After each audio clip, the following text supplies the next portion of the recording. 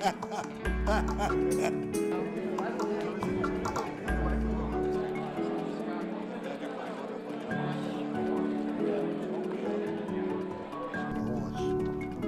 this is not horse. That's my.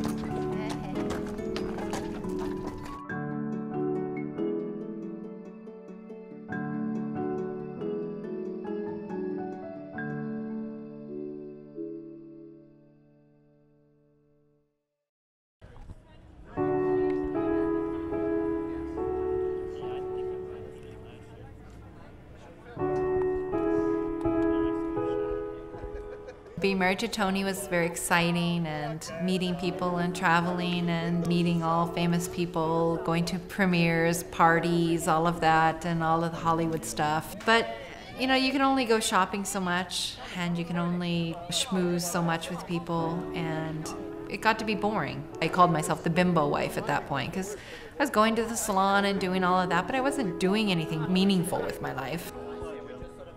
All right, here we go. You're walking by, you better ask me.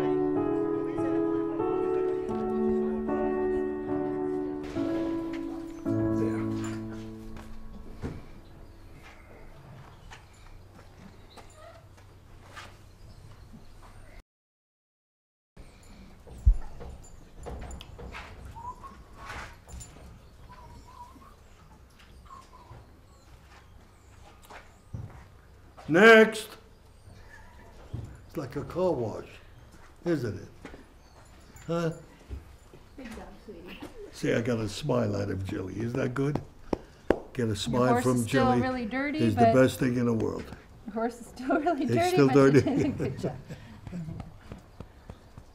Well, what do you want me to do?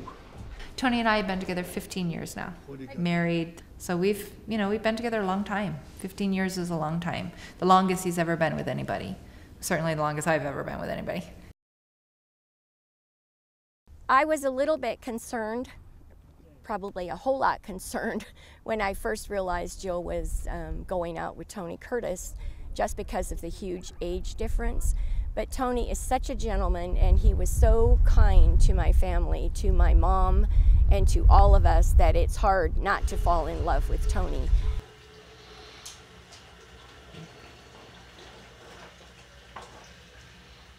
I love art. I took a lot of art history classes and things, so I know a lot about art, and Tony's an artist, and I like to draw, and so we do have a lot in common in that way. I think we're both artistic, maybe different ways, but we do have a lot in common. I love you, Jilly. Love to me is loving the person that's inside, whatever age, and you know, we're all going to be older at some point in our lives. It's the human condition, and I think you just love the person. You love the soul that's inside that person, and it doesn't matter what they have or how old or young or what they look like. Everyone's a person. Everybody wants to be loved and have friends and be surrounded with people that they love and have a secure place to live their lives. And I think that's what Tony and I have found together. Tony's a very, very sensitive person and can be extremely insecure. And I think with me, maybe he found some security because we always did things together. I never would have left him at home to go out and do anything. And, you know, a lot of people that Tony had been with did. When I met Tony, I was teaching students. I had a riding school in San Diego with my sister. She was my partner. Jill operated Briarwood Riding School in her early 20s, and I became an assistant trainer to her. And then actually when she met Tony and got married, she moved up to LA, and I took over the business. One of the weekends I had gone up to see Tony. I was supposed to go home on Monday, and Sunday night Tony said, "Please don't go, stay here with me." And I said, okay. I just did, and brought my dog up and moved in, and we've been together ever since. LA can be a very difficult place, especially in that Hollywood crowd. It's very destructive and not the nicest people, and just everyone's competing. There's a lot of competition of who's more famous or who's this or who's that, and I think Tony was ready to get out of there, and that's just not real. You can only put up with it so much.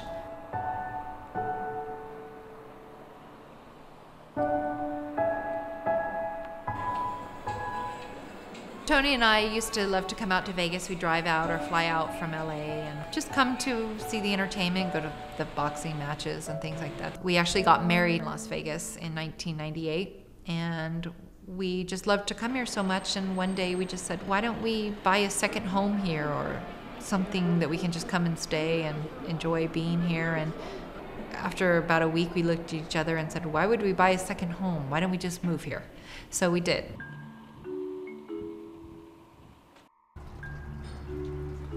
That's Las Vegas. All that down there.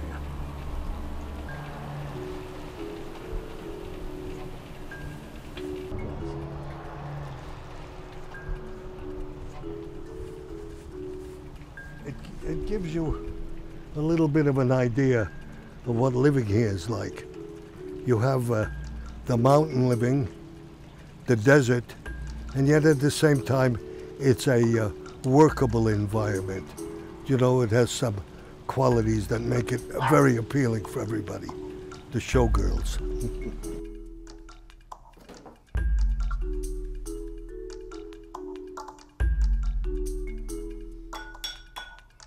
My life changed drastically. Ever since I was 16, I worked and taught riding and, earned my own money and worked outside all day and had rarely ever worn dresses.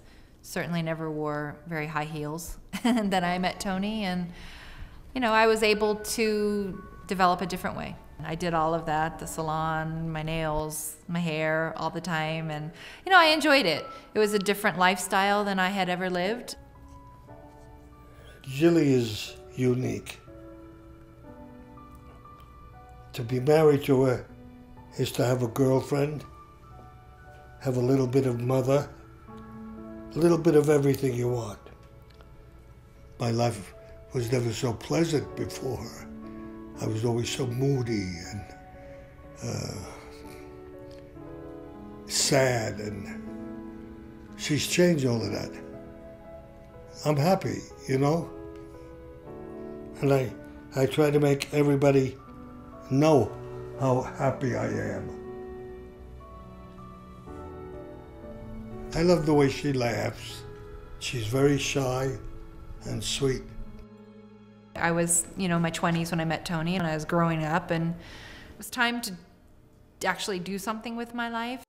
So one day I was watching the Oprah Winfrey Show, and she had a show on there called Use Your Life. And she said to get up off the couch right now, go to your computer and look up something that you're interested in. Something that you're passionate about, and maybe look for some sort of like a charity involved with that, and donate some money at the very least, or volunteer to go help out, something like that. And so I went to the computer and I started reading about horse slaughter, and I was horrified. I had always heard of the killer buyers, things like that growing up, but you didn't really want to know about it. You didn't really want to know what that meant. And I kind of forced myself to look at horse slaughter and see exactly what it was and what was going on. And I was crying. I cried at my computer. I couldn't believe it. I didn't want to read it, and I made myself read it. That afternoon, I kind of had an epiphany, and I said, that's it. I'm going to start my own horse rescue, and just start out small with one horse. Even if I save one horse, 2 horses, it's saving an actual life. And I told Tony that night, I said, I figured out what I'm going to do, and I'm going to start a horse rescue. And Tony said, okay. He didn't really know what he was getting into. At that time, I was getting a divorce after 40 years of marriage, and it was crushing me. I felt like I was nobody because my only identity was in that marriage. And Joel just happened to see this, called me up, said, Mom, I know exactly what we're doing. We are starting a horse rescue.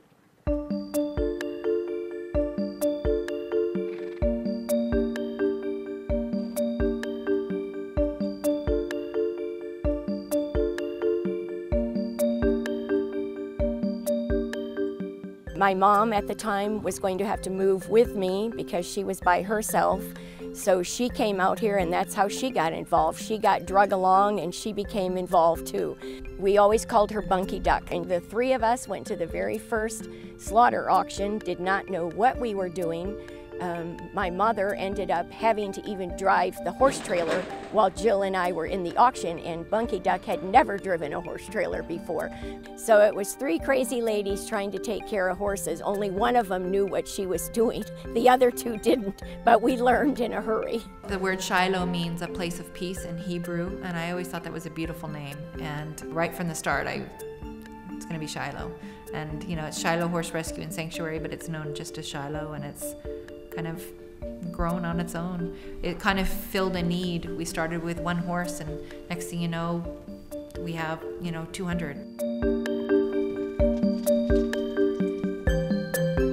I run Angel Acres Horse Haven Rescue. We're located in Glenville, Pennsylvania. And I established Angel Acres in 2004, January of 2004, and I rescue slaughter-bound thoroughbreds. We're located on the East Coast, and we work with Shiloh Horse Rescue in Nevada, helping them to save horses. And they come out to the East Coast to attend our auctions, and this is my first time out here attending their auction out here.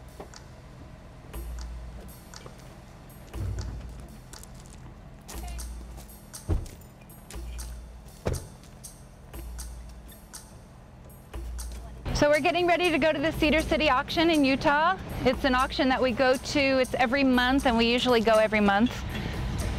Save slaughter-bound horses from there. And there's killer buyers at the auction every month, and they get a lot of the horses and ship them off to slaughter. So we usually go and we outbid the killer and bring the horses back home to Shiloh.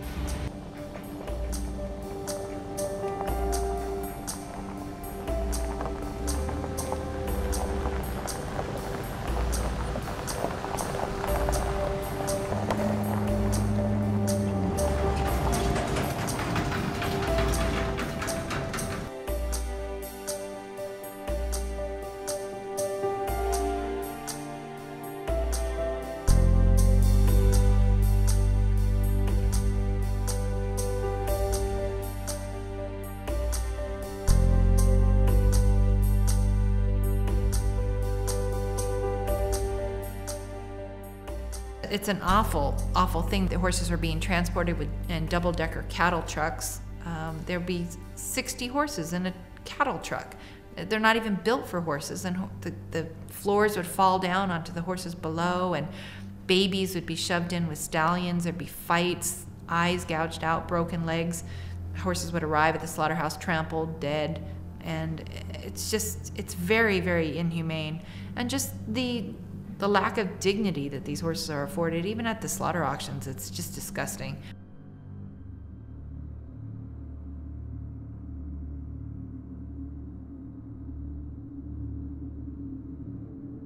There were so many horses that day. Oh, it must have been like 50 were in the killer pen. And this one horse, he was about 18 or 19, and he was a bay with a white stripe, but somebody had just ran this horse into the ground. His ankles were shot, and his knees up front were pretty bad.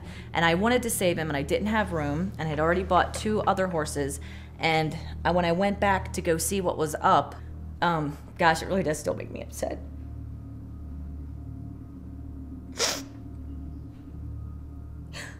Jeez, I don't even know if I can say it. He put his head over the fence and just looked right at me. But I couldn't save him. That was the absolute most emotional thing, was that one I couldn't save. And it still haunts me, and that was 3 or 4 years ago. And I know he ended up for slaughter, and he was a nice horse, but I couldn't save him.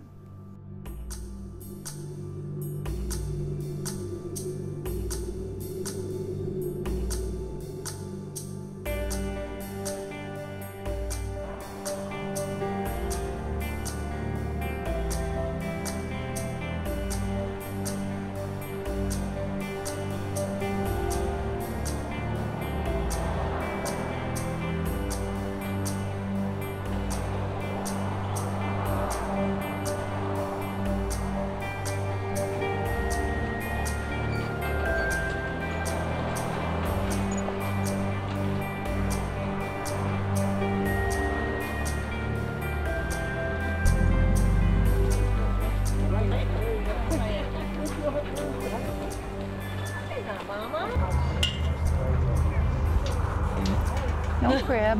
No cribbing. Look at Jill. He's a big guy. Yeah. This guy's cute. I'm gonna go look in the middle. See if there's any hidden away. This one, I like him. Yeah, I like this one. Yeah, she's nice.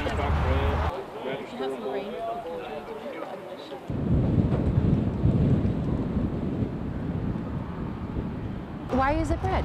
It's young. Why is it here?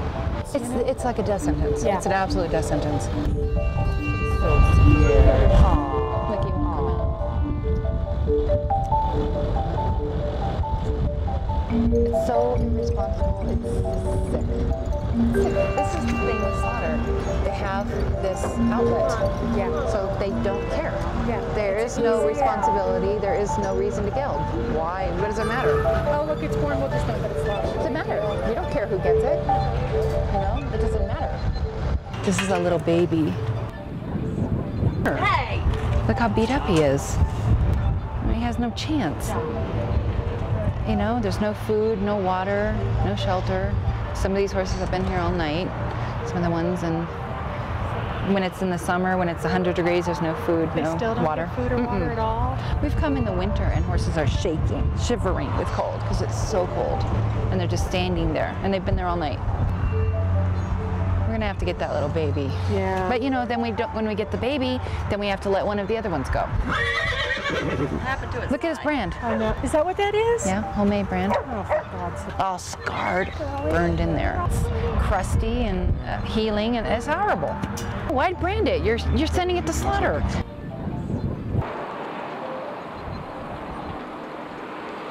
31, 31, 2, now 3, 33, 4, 34, 4, now 5, 35, 5, 6, 6, 6 on him, 35, now 6, 7, 37, now 8, 38. Let him have it. He's got to pay a fortune. Yeah, he does. $59. You go. On Brooklyn on bottle. $5 a pound, $5. $5 on a box, on about 600. $5. Now 6. About 6 here. 7. $7, that's 7. Now 8. $8.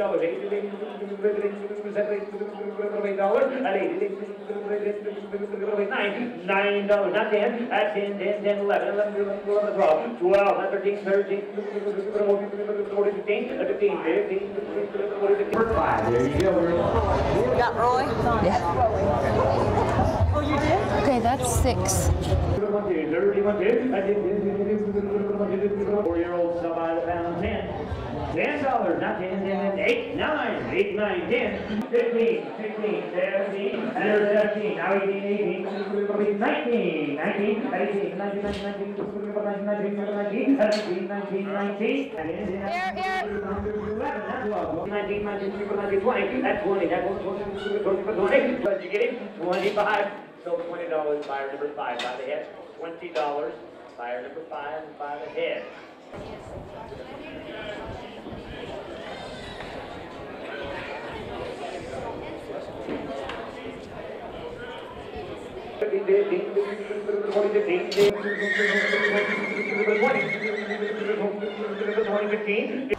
East one. I'll see you. East one.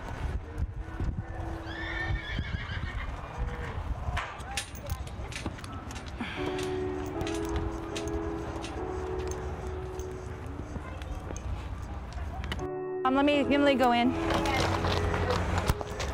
Hang on. Here, Roy. Good boy. Come on. Let's get behind him, Sally. Come on, Roy. Put the whip down.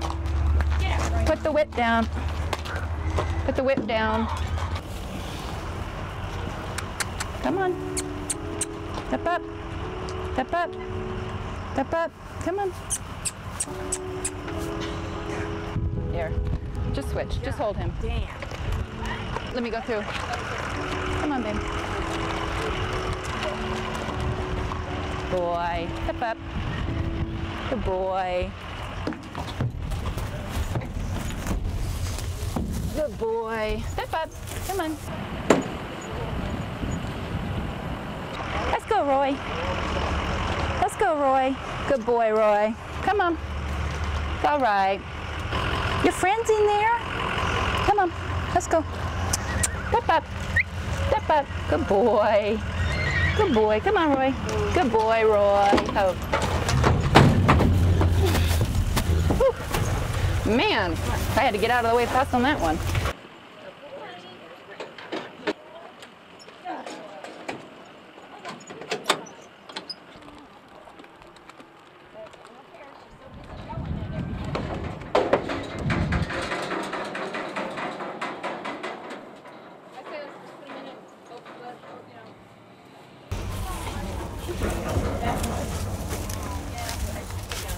We were hoping that Shiloh Horse Rescue would be here to take this animal, and I know he'll go to a good home.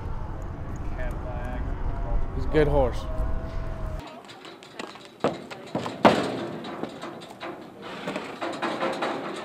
And how do you feel about the slaughterhouses? I don't have anything to say bad about them. I mean, a crippled horse goes for dog food, feed your dog. It's better to go and be put to good use. Pets need food too. How come you brought him to the slaughter auction? Let me take him. It's going to go to the Killers. It was me and the Killers. Well, we brought him here because we knew these people were here. A good kid's horse like that, what they said, it was a good kid's horse, give it to a family. Give it to a family that's looking for a horse. We get them all the time that come to us. Put your horse to sleep. Yep. Put your horse to sleep humanely. It's a lot better than going to the slaughterhouse in Mexico, getting cut with a knife, you know, or hit in the head with a captive bolt 3 times. I mean, put your horse to sleep. They want to come and make the last little bit of money they can make off their horses. $100 probably he put into his pocket for that horse that he said he cared about so much. If he cared about it, he would have spent that $100 towards putting it to sleep humanely. You know, it's over in 5 seconds. That horse would be gone and it would be quiet and dignified. Sends it here to go to the slaughter auction, and he has the nerve to come and act like he's concerned about the horse. Oh, please.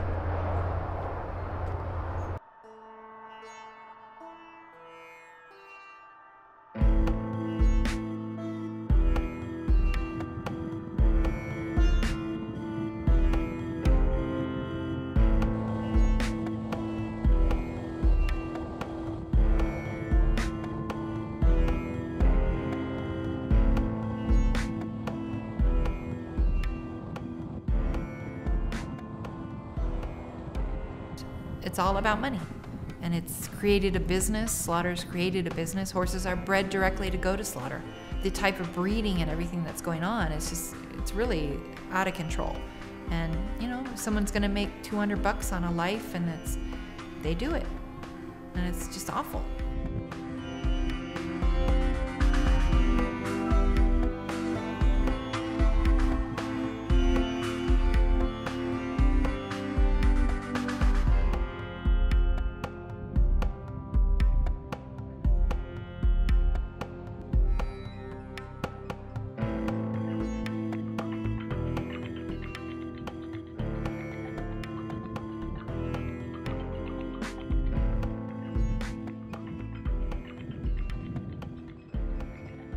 Marilyn Monroe was a perfect example of it. When she started in movies, everybody thought she was a ding-dong. She had that, So she was very intelligent. She was a brilliant actress. In '49 we met. The guys in the writing department, which were up on a balcony, all of the guys would come out and look at her. She wore see-through blouses then. She was a piece of work. Her hair was kind of red, wasn't blonde yet. Well, when I saw her, I leaped into my car and drove to the gate. And she turned around and looked at me and looked at my car. Said, okay. Whoa! She got in the car. We drove into Hollywood. I'll never forget this stuff. I forget a lot of stuff, but never this. I took the rear view mirror and twisted it a little bit so I could see her a little more. And I twisted it down so I got to see a little bit of the legs. Oh, I was so bad. I should have had a little mirror in my hand to tell me what, but never mind. We drove into town. I asked her if I could call her. She said that'd be okay, and she gave me the number of where she was staying. I think it was a hotel, but she had a little apartment in it. So 27 minutes later, I called her. Made a date with her for the next night. And we hung out together for 4 months. Marilyn had a very nice behavior when she was quiet. When she was not a professional, there was another person. And you could tell the difference between the two. You could tell the difference with Jill in the same way. When she's home, she's very quiet, very subdued in a way. But when she gets out in the company, she has another personality. And at night at home, she has another personality. So they're very similar. Both are very beautiful. Both are very kind and sweet. After that, Jilly takes over. You know, the baby's head wounds opened up. His eye. Oh, yeah, it's bigger, much bigger now. It's open? Well, it's much bigger. I think it was a flap. It's a flap.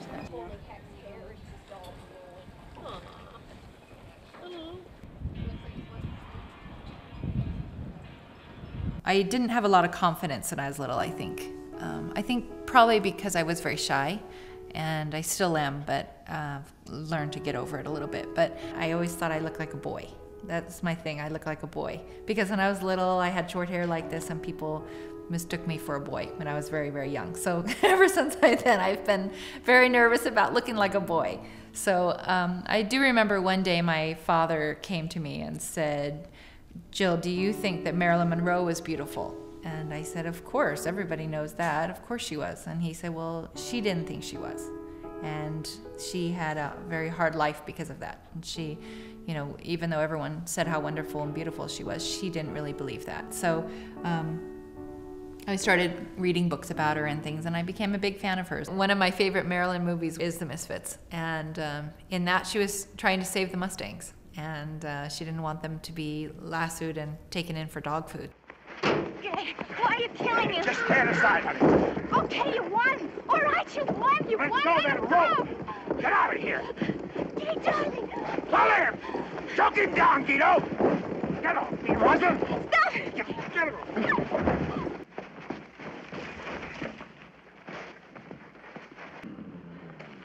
How much you want for him? I'll pay you. I'll give you $200. Is that enough? My life has kind of paralleled, you know, Marilyn's, you know, in a way, a strange way, being with Tony and things. And just being a Marilyn fan, I never thought I'd be strange. It's just a very strange thing. And, you know, it keeps my life interesting. I knew half a dozen girls that kissed really beautifully. So Marilyn was in that group. She wasn't out of it, she was in it. But nobody kisses like Jill.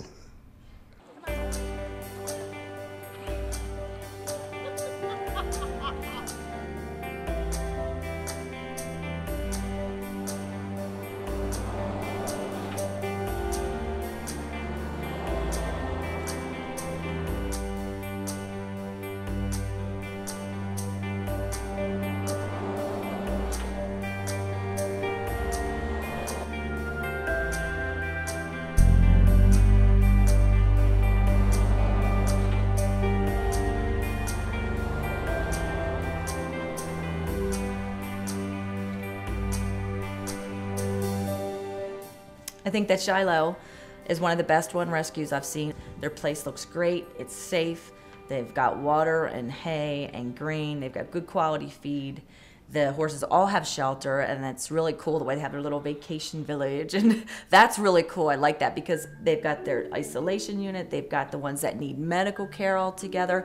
It's really well set up. I really think that they're doing an awesome job. I think that Jill and her mom work tirelessly to make sure that the place is run right. You know, she doesn't have to do what she's doing in saving these horses, and Sally doesn't have to do what she's doing to save these horses, but they do, and it's making a huge difference. I think they've saved almost 400 horses through Shiloh, from the feedlot, from the auctions, from other rescues around the country. Their fences are held together with, some of their stuff is held together with baling twine and duct tape, just like us. And I'm not married to anybody famous, but mine's held together the same way. But it's especially difficult for Jill because she's married to Tony, and the assumption is, oh, they must have tons of money, they don't need our donations and support. And that's not the case at all. No single person is gonna single-handedly rescue all the horses and be able to support them all. There are 100,000 horses that went to slaughter last year. Who's gonna pay for 100,000 horses? It doesn't matter who you are.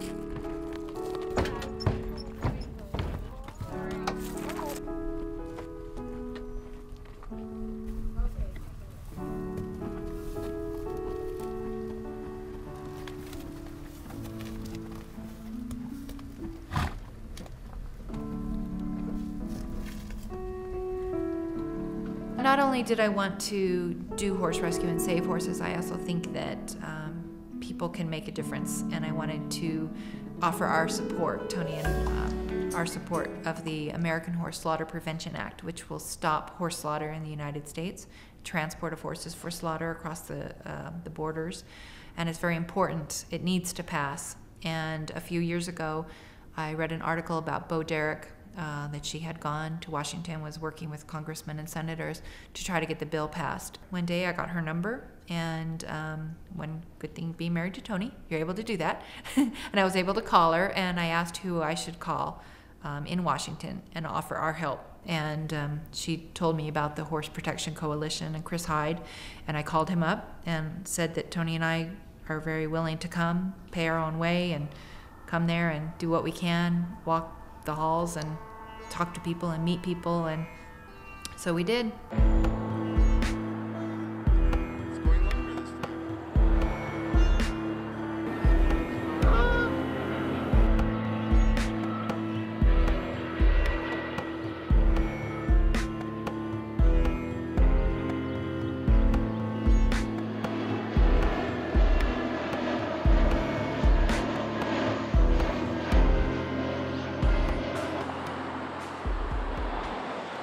I was standing upstairs when somebody paged, you know, Chris, you have a telephone call, it's from Jill Curtis.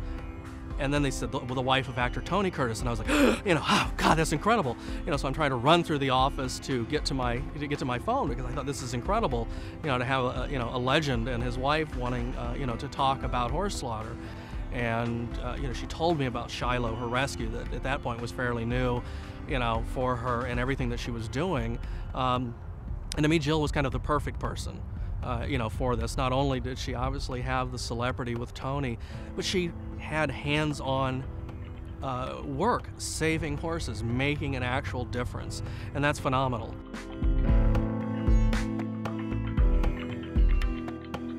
Humane issues obviously ring true with everybody in the country. Nobody wants to see animals abused, but our support only goes so far with kind of getting national press attention or getting members of Congress attention. When you bring somebody of Tony Curtis's stature, just as an American icon, and he is a true legend, and doing that and coming to Washington, it opens the doors. It got us more national press. It wasn't just a bunch of people that love animals. It was, you know, a celebrity coming to town who loves animals, can get the press, can reach more public than I necessarily could reach on my own. They weren't sure what I was doing there. And when they found out that I was there with Jill for horses, their question was, what do you know about horses? I said, I don't have to know anything about horses. I love them. They're so American. Where would America be without horses? But when I got in the movies, I never had a horse till when I'd work on a picture. When I got on the horse, the stuntman slapped the horse on the ass, and he took off with me on him.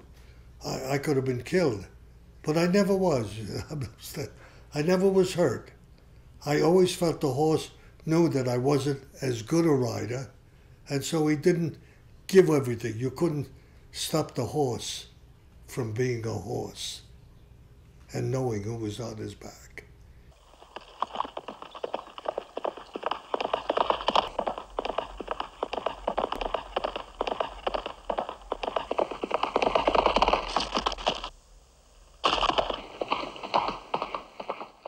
we did meeting after meeting, pretty much probably less than every hour, we did a meeting with a member of Congress, an actual face-to-face with a member, which for our effort is invaluable because I rarely get a meeting with a member of Congress. Even though it was a couple of years ago, when they last came and did that walking, that passion is still here because Jill still calls me. Tony still will do what he can to help, kind of raise awareness for this issue. And they made a tremendous impact here in Washington and for our effort to end horse slaughter. In this particular case, we had already endorsed the bill and put it into process, and then Bo Derek came first to support it, and then Tony Curtis, and having their support meant a great boost for our efforts to get this bill into the takeoff stage. No question they added something to it. Number one, because their sentiment was genuine. They too had worked with and lived with and ridden horses. And number two, because they really hadn't been hired for this role. They're entertainers, but they came forth naturally and of their own volition. That made a great deal of difference. So many people don't know this is happening. I didn't until about a month ago. Horses give us so much. They win our hearts. But many end up being butchered and eaten. Now, people in other countries think this is okay, but most Americans don't. That's why this practice has to stop, and why we must support the legislation to stop this by law.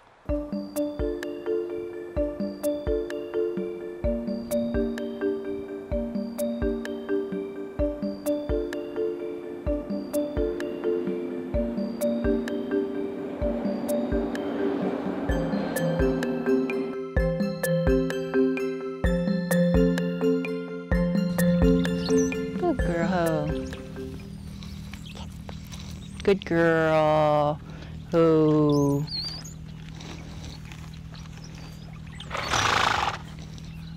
She needs a fly mask too. Good girl. It's okay. Good girl, lots of dots. I think I can get these boots on. You can't lift her feet up. She can't hold her legs up. No, it's this one. It's the opposite of the knee. That's the problem. She can't lift it. Let me get here if I can maybe lean on her. Come on.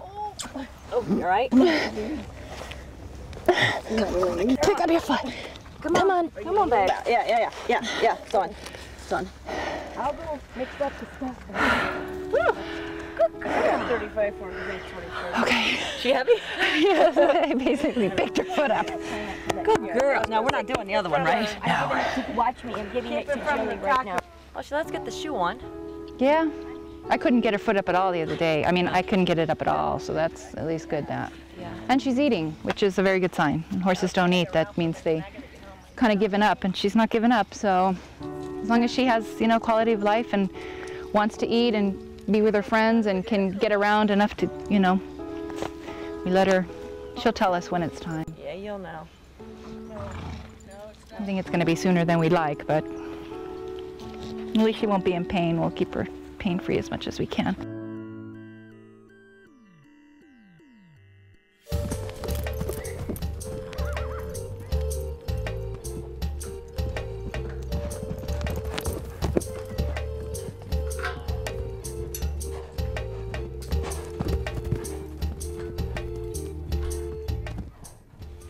When a horse comes into the rescue, they all need to be, we call it rehabbed.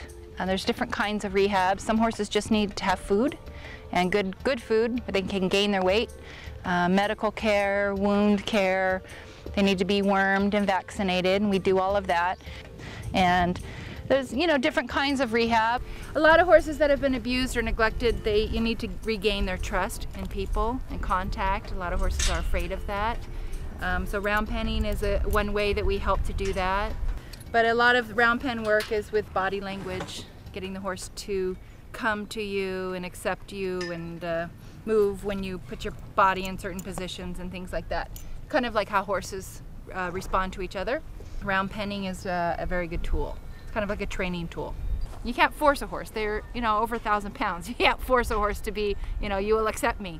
They have to want to accept you, but they are herd animals and they do have a hierarchy, and you should be the top of the hierarchy. you know, because it is a 1,000-pound horse. Even if he doesn't mean to, they can hurt you very, very badly. Spooking, things like that, moving into your space. So you have to set boundaries. I don't allow horses to come into my space. You know, there has to be a certain space, and they have to respect you. You know, they have to have respect for you because, like I said, they are so big. There's a horse over there that doesn't listen to people because they're chasing him around, and they've been chasing him around for a few minutes. He's a rescue. He's got some issues. You know, but they're just going to keep him working, keep him going around and around until he finally kind of gives up. That's kind of what you do with horses. He wants to move away from you, so you keep him moving away until he decides that wasn't such a good idea. I really should have given in and let them catch me. Horses don't necessarily like to work, so you kind of make them work a little bit harder. Or that'll happen. Interesting, guys. He's a jumper. My training technique? Yeah. Jill and Tony together are a beautiful couple. People should aspire to be like them in relationships. They truly love each other, truly enjoy each other's company, and are exact opposite match. They're each other's balance. They work very well together, and I think it's amazing to see how supportive Tony is. I mean, you think this is a guy that, you know, he's got a career, he's a legend, and he just throws everything into supporting Jill and her efforts out here. And we were just in the car coming up here, and he's as amazed as I am every time we come up to the property. He loves it out here. So it's wonderful. It's wonderful to think that two people that could do anything are doing something like this.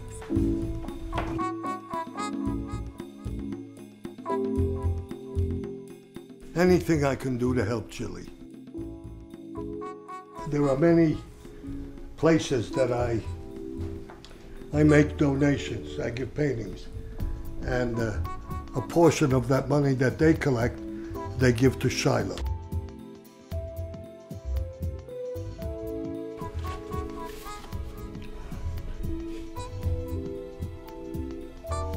No.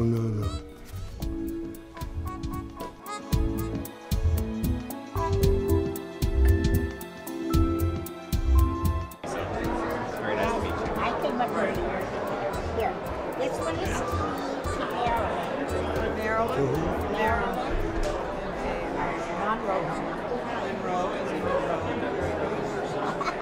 We're at the Burbank Convention. Tony's signing autographs. That whole line out there is waiting for Tony's autograph, which is very exciting for Tony. He's very happy about it. And while we're here, we're having a problem at the ranch. Lots of Dots is not doing well, and we're very concerned about her. She's got a very bad leg, and she's very crippled, and she's just not doing well, going downhill. So I think at the beginning of the week when I get home, she's going to have to be put to sleep. So we're very sad about that. I didn't sleep at all last night, so I'm worried, and I feel guilty that I'm here and I'm not taking care of her. Although we have wonderful people there caring for her, and I talk to them on the phone every couple hours, and they're medicating her and everything. But you know, it's hard. I feel kind of guilty that I'm here. Sometimes it's weird being married to Tony and also running Shiloh. We've run into people where they say you don't need donations for your charity because of Tony, and you know, that's not true. We never made the kind of money that they make today in film, 21 million or 12 million, and we made $500 a week, maybe $1,500 a week, maybe $2,000 a week. Clark Gable, who was a very huge star, made $5,000 a week. Greta Garbo, who was a huge star, made $5,000. That's all.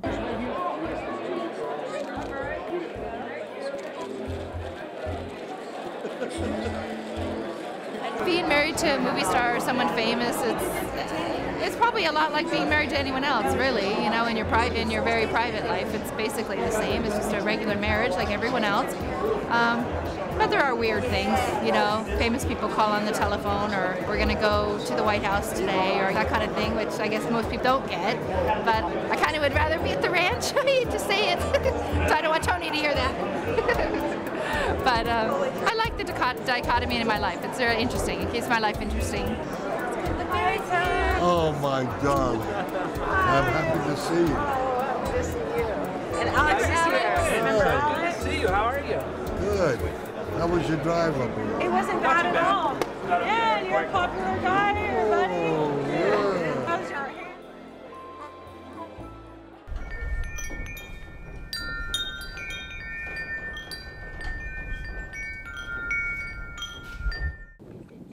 Problem is she has a hard time laying down because of her legs.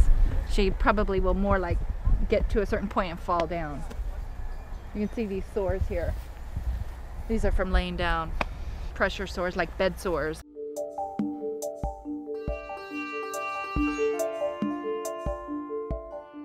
Look at look. What is it? Look. Look at Charlie, Tony. Oh my gosh, Charlie is a troublemaker. Look! Go, Charlie! Run, Charlie!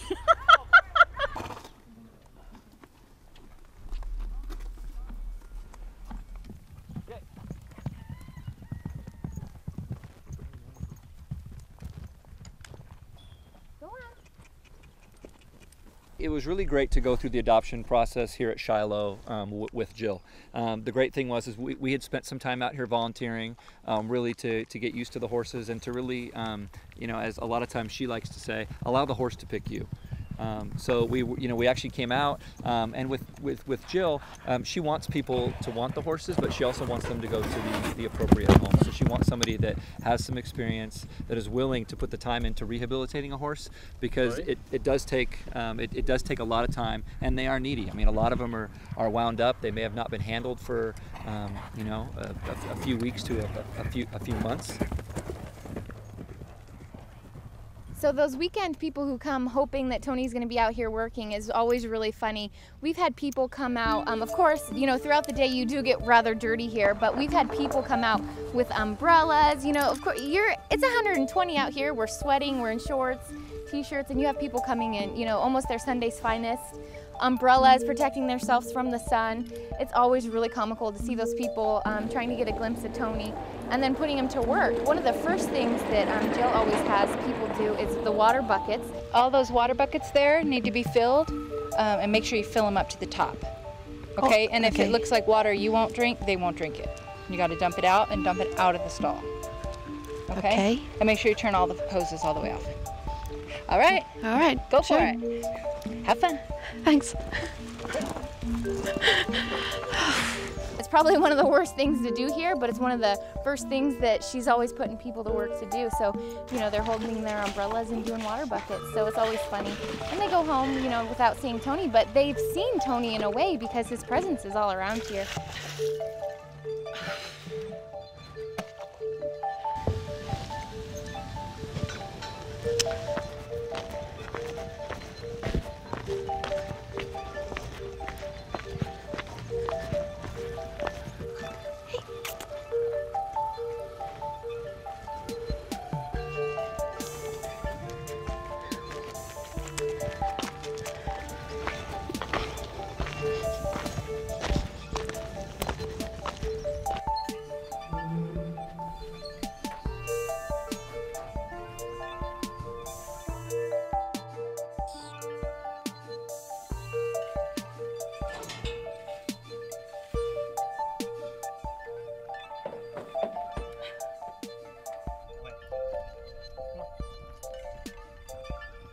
This is actually his first time in the round pen.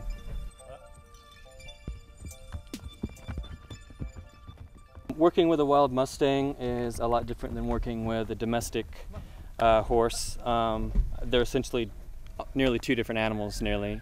With a wild Mustang, it's all about patience and just kind of starting from scratch. The relationship is completely key for building that trust. Lots of patience because, for one, they're prey animals, and so their initial reaction to everything is it's going to eat them. You know, they're very scared of everything, so you just have to have a gentle, calming approach. It takes time. Being that I do board Gus here, I do pay a monthly board, and I think it's nice to know, because I am so opposed to slaughter, that the money does go into rescuing more horses from, you know, killer buyers at the auctions.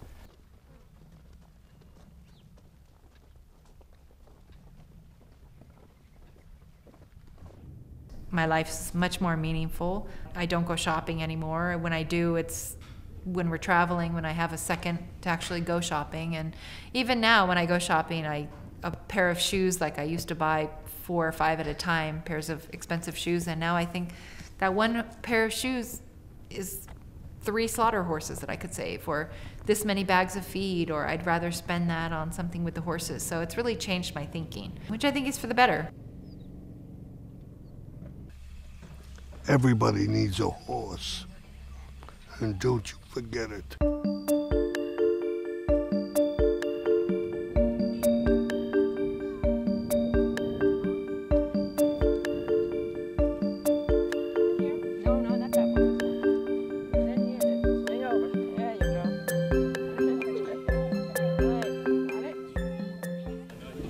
I just like riding. Do you like the horses? People can always come out to Shiloh if I'm there or not. The gates are open, the horses need attention, carrots, love, and we encourage people to come out before you donate. Come out and see our place, see what money is spent on. We are very, very lucky in that we do have Tony to help us out. He obviously bought the land for us, and many of the buildings and things on the land, and we are very lucky, but we are very, very careful with our money. Just because we have Tony behind us doesn't mean we buy things frivolously at all. All the money is spent on saving horses. I'd rather tie a corral together with duct tape and baling twine than to spend the money on buying new corrals. We do not buy new corrals because $7 can save a horse from slaughter. We've saved horses at slaughter for $7, $8, $10.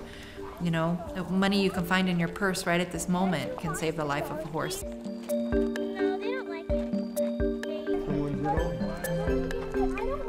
Hello. Is that your boy? No, I don't have kids, just horses and cats and a husband. No kids.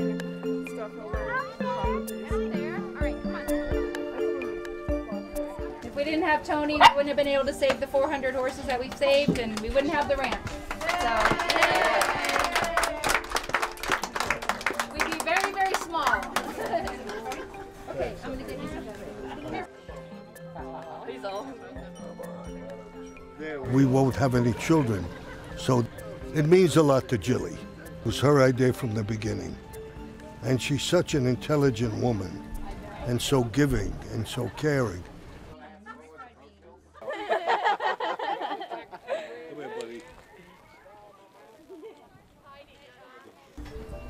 I'm just so excited. I'm happy to see you. You look so good as well. Do I? Yeah. Looking good is the best revenge. You know that. All the years that I've been around movies, I always do that. Mm-hmm. Looking good is the best revenge.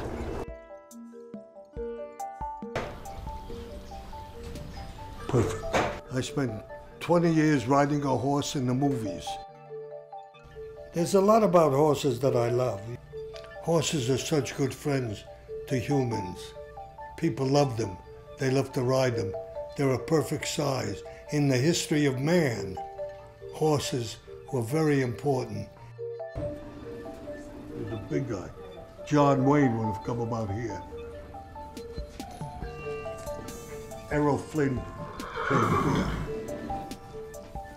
I came here, Errol Flynn was here. John Wayne was about the same size. Who else was around? Jack Lemmon was here.